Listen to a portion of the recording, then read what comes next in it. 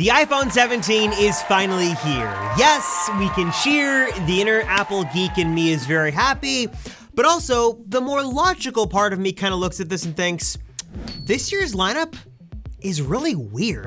Features are being added, stuff is being removed, you've got what once was the hottest Apple feature ever kind of abandoned. If you've got any thought in your mind about upgrading the iPhone 17, this is the video for you because I've got 17 things, some of the weird changes you need to know about the 2025 iPhone lineup.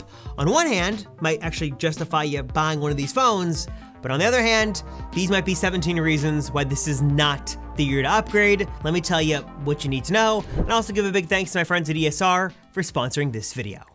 Okay, you got me. I am a Mac geek.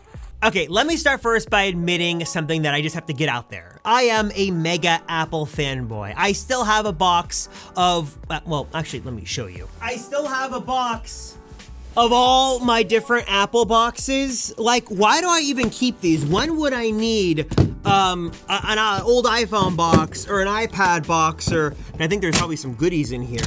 Yes, an iPhone 5S box. This was definitely worth saving. All this to show you, I'm still very much an Apple fan at heart, and I still treat the iPhone unboxing experience more than I should like a bit of a religious experience. But I will say that after like all my stuff is downloaded on the phone and even just a couple hours later, I'll admit it, I kind of get over the new stuff with the phone, especially this year, because most of the phones in the lineup, there's not a whole lot actually changing. And not only that, but also you kind of realize that Apple made some really weird changes this year. For example, why is there no black version of the Pro phone? I saw many of you guys commented this on my launch day, event day video, and it is kind of an interesting, peculiar thing. Not having like a regular old like space gray or jet black or something like that is kind of a weird omission to the lineup. What's also weird are the number of accessories Apple decided to introduce. You've got a clear case that isn't so much clear because there's a big white blob on the back that takes away a lot of the clearness people like. You've got the bumper case. Comment down below for those of you who catch the reference to the bumper case and why that is funny to see back in 2025. And then you've got the cross-body strap solution, which I guess for some that's a great thing and it's versatile, but on the other hand, the fact that Apple is making this as a first-party accessory is a little weird. Plus the new MagSafe battery, which officially only works on the Air. Just a weird array of accessories that are just kind of very un-Apple-like for 2025. And you may also start to realize that the Apple marketing machine is working overtime this year to convince you that features are real that don't actually exist, specifically when it comes to the camera setup. There are some great benefits to be had with the Fusion camera system, but there is not a true 8x optical telephoto zoom system. It is just a cropped in version that Apple is using some software to make better. And that's again the story with the iPhone Air as well. You seem like you're getting all these different lenses in your pocket with one single camera, but at the end of the day, you've got the physical limitation of one single camera. And yes, Apple can do some cool things with software wizardry and cameras and algorithms to make that as versatile as it can be, but keep in mind, once the marketing hype dies down, it is one camera, and you've got to be okay with that one physical camera system. So again, just keep that in mind if you're looking at these phones. As great as it is to see Apple put all this effort into the camera plateau, and especially on the Air, they fit so much in such a small package, that makes the phone that much more fragile. So if you're looking for a great way to protect your phone, especially on launch day, get that thing protected as soon as it comes out of the box, but also keep it looking great, check out the solutions from my friends over at ESR, especially if you're looking for a clear case. My recommendation here would be the classic hybrid case from ESR. Not only does this give you the elegant, sleek, sort of classic look that you want from a clear case, but also it's adding in way more protection, way more drop durability, and also comes in at a fraction of the price price of Apple's offering, starting at just $25, and of course, gives you the clear case look that you actually want that Apple doesn't give you this year. Its specialized air guard corners help to protect from potential, or let's be honest, inevitable accidental drops where this thing goes flying to the concrete. And especially here with the camera system, again, with all of this advanced camera technology here, and especially on the Air and the camera plateau, all the components live in this thing, you want this to be protected. And that is why I love that you've got a dual layer camera protection system here to keep the most vulnerable part of your iPhone safe. Plus, you've got all the other goodies that ESR cases are known for. You've got the beautiful, sleek stash stand that hides away, but it's there when you need it, so you can prop up your phone horizontally or vertically. You've got stronger magnets built in to actually let you use and keep your MagSafe accessories. And if you want the ultimate protection, pair that with the Armorite Pro screen protector. This is using Corning technology here. This is the same company that makes Apple's cover glass for the iPhone, so it is super high quality. Throw it inside, give a little pressure, pull a tab, and you're good to go. But also it's gonna protect that very fragile iPhone screen from chips and dust and scratches and all that stuff.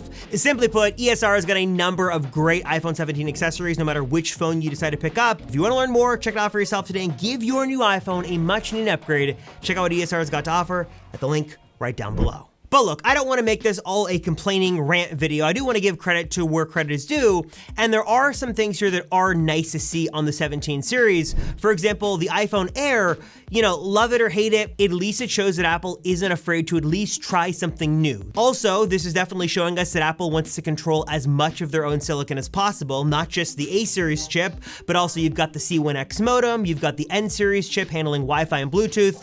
It would not be surprising at all, not only to see this expand to other products, but I'm sure when the 2026 iPhone lineup comes around, they're all gonna have all Apple chips in there. So no more Qualcomm chips, no more Intel cell modems. It's all gonna be Apple through and through for most of the big stuff. But then we get back to the weird stuff, like the fact that the iPhone Air might have been a very weird last-minute marketing move. They might have had this originally been the iPhone 17 Air, then they moved to iPhone Air later on, so not sure why that name change was significant, but apparently that might have been a last minute thing. And then I do have to mention just some of the ironic things here that sort of shows how Apple can be saying one thing one year and then saying something else another year. For example, with all this talk about camera control being the most amazing thing ever last year in 2024, this year, Apple barely even touched on it. And when they had prime, examples here to use it for that selfie camera demonstration, they didn't even do it, which is kind of a weird omission. The same goes for the switch from stainless steel over to titanium for their new higher end phones. Apple talked about how great it was, and it certainly is lightweight and it is nice,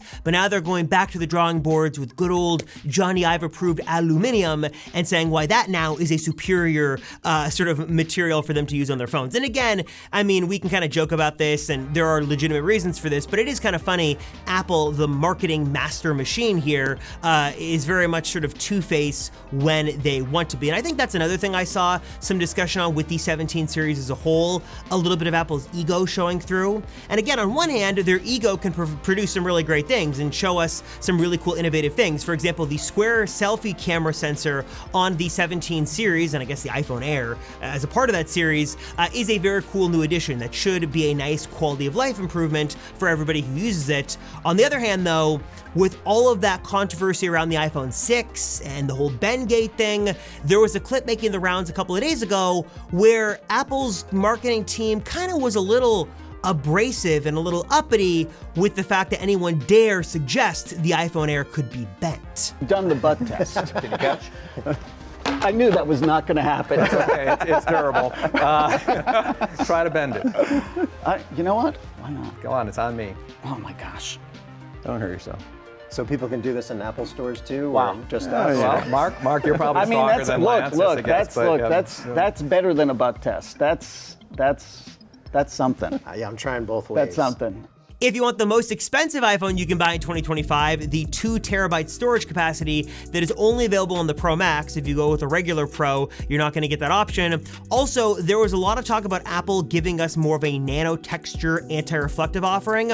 It seemed like in some of their marketing materials, it suggested that was a thing, but that's not the thing. The screen itself is more anti-reflective, but not like the images show us or the videos where it looked like there was nano texture. That is not a thing here, just to point that out. Ultimately, I still stand by by my original comments from the event day. I think if you have an older iPhone, couple generations old, this is an accumulation of enough different features and upgrades to be worthwhile. But if you've got a 16 or a 15, I don't think there's enough here to warrant the upgrade. Of course, the rumor train has already left the station for 2026, and we're hearing some bigger changes could be happening.